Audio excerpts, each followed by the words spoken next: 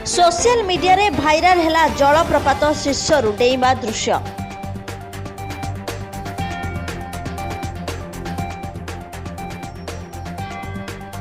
गतकाली नुआपड़ा जिला धरमबंधा थाना अंतर्गत गोस जलप्रपात शीर्षरू पड़ी जड़े युवक निखोज होइछन्ति। निखोज युवक जनक बलांगीर जिला टिटलागढ़ थाना अंतर्गत सेगनामुंडा गाँव 18 वर्ष बयसर महेश नाग बोली जनापड़ी।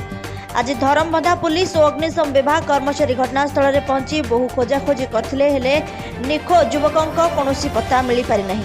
गतकाली मध्याह्न बलांगीर जिला टिटलागढ़ और कलाहांडी जिला केसिंगा अंचल 11 जन युवक बनभोजी करने को ओडिशा जलप्रपात को आसिथिले। सेमाने जलप्रपात रे गाधोइबार मजा नैथिले। एही समय रे सेगनामुंडा गाँव कुलनागों पुओ महेश जलप्रपातर शीर्ष भागरे चढ़ी जाइथिले।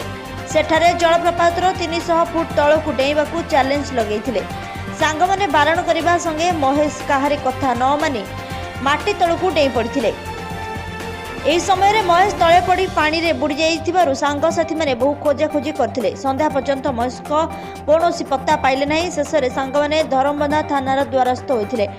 यह एक माओ अध्युषित अंचल और राति हेबारु पुलिस घटनास्थल को जाई नथिला।